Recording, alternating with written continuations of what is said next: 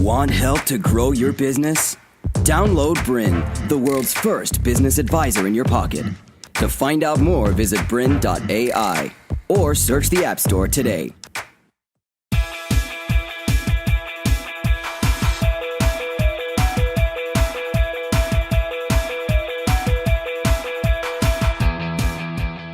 Hello and welcome to this episode of Grow Your Business. My name is Kate Burr and today we're going to be talking about how to use humour in your business to engage and influence.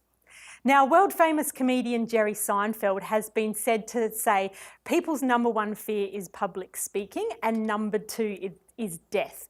So which he concludes that if you are at a funeral, most people would prefer to be in the coffin than actually giving the eulogy.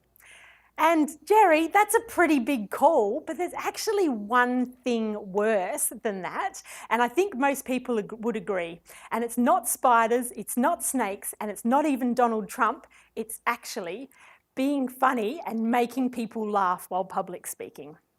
And let me tell you, it is absolutely terrifying. I have been a professional stand-up comedian for over 10 years, and it is one of the most terrifying things in the world, but it's also one of the most fun things. And this is one of my favourite shows that I was touring and lucky to be part of. It's called The Three Stuffed Mums. And the way it goes is that there was me, who was physically stuffed because I had a toddler, and then Maggie in the middle was mentally stuffed because she had a teenager, and Kayhow on the end was an empty nester, and she was telling everyone to get stuffed. We had a fabulous time with this show. We toured all around Australia and even in the Melbourne International Comedy Festival, and it was a really, really good time and lots of fun. But today I'm not going to be teaching you how to stand up in front of a crowd and make people laugh, because I can do that and I have done it before, and this is a group of women that we've done that with in the past. But this isn't a Tony Robbins 3-day event. We're not busting through your biggest, greatest fear in the world. Today we're actually going to be talking about how to use humour in your business to engage and influence. And if we're talking about it in a business sense, we're talking about engaging and influencing your staff or your team members, your prospects of potential customers, and then your current customers and clients, because engaging and influencing all of them is where the money's at.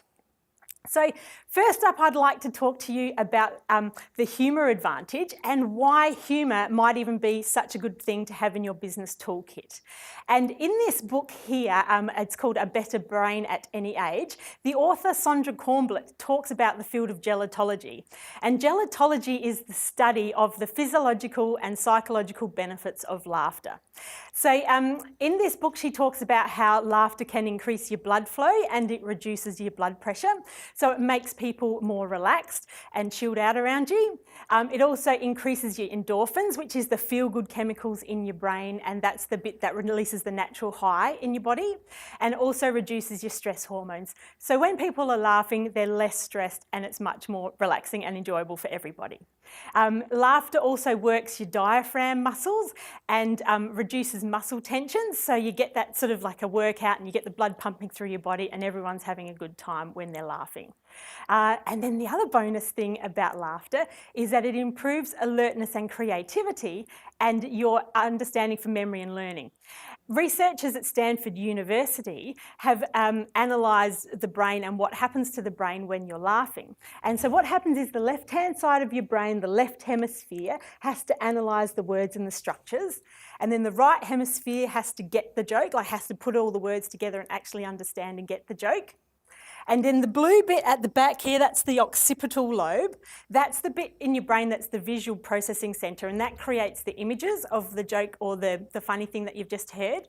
And then the motor cortex section, which is in the middle here, that makes you smile and laugh, so physically moves your muscles around. And then your limbic system, so if you've got your brain and there's like the hemisphere there, and then the limbic system sort of sits right in the middle, sort of like right in the middle. If you put your fist up through your neck, that's your limbic system, and that's your emotional centre responsible for all your emotions in your body, and that's the bit that makes you happy.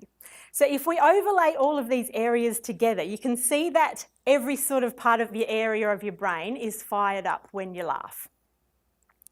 And if you're sitting at home or sitting in your office going, Kate, you just lost me at occipital, that's completely fine. If you need more coffee for the day and can't remember exactly what I've said, all the scientific-y stuff, This is all you need to remember, is that this is your brain when you laugh. There's fireworks going off everywhere. It's really, really cool. All right? Good, good. Okay, now the other thing that I love this quote by Maya Angelou, and that it says that people that will forget what you said and people will forget what you did, but they will never forget how you made them feel. So it's really important that with laughter, when we've just shown how exciting and how good that it can make people feel, if we use laughter to make people feel good, they'll remember you longer, you'll be front of mind for people, and it'll be much easier to do business with you. So what I wanted to talk about next is that it's all good and well to use humour, but I want you to use it more, think about using it more like a spice. So you just have to do a little bit of a sprinkle throughout your business and it can have a huge effect. So I've identified 9 ways that you can use humour in your business, or if you like to think about it, it's 9 problems that in your business that can be solved by using humour. So what I want you to do is get out a pen and paper and have a look through this list as we go through it. And if there's anything on that list you go, that's a problem in my business, I want to focus on that to fix with your humour, write it down and then you can have that as your focus from going forward for this. So, number 1 way to use humour in your business is to get attention. So I'm not sure if you guys know, but there is over 289 billion emails are getting sent every day in the world. And so that's, for the average person, that's actually like 122 emails a day that people are receiving. And I'm just like, who's the lucky person that's only getting 122 emails? That's what I want to know. But what I want you to understand is that there's a very crowded marketplace out there. So many people are vying for people's attention. You need something to do to stand out. And there's over 2 billion users on Facebook at the moment, and that number's increasing by 16% every year. So if you're not doing something to stand out and get yourself attention, then you're just going to be left behind and you're just going to be buried under everything else that's happening. So the other thing is, like, I don't know about you guys, but if you go old school with the newsletters and things like that, there's some people have the funnies section in their newsletters, and I know that the newsletters and emails that I get that have those funny sections, they're the ones that I open first and I go straight to that bit, read that, and then I read the rest of it. So it's a really good way to stand out in a crowded marketplace by using humour. The second way to use humour in your business is to get people into a positive state. So as I said before, it increases the endorphins, makes people relax. To continue enjoying this presentation, download BRiN, the world's first business advisor in your pocket. To find out more, visit BRiN.ai or search the App Store today.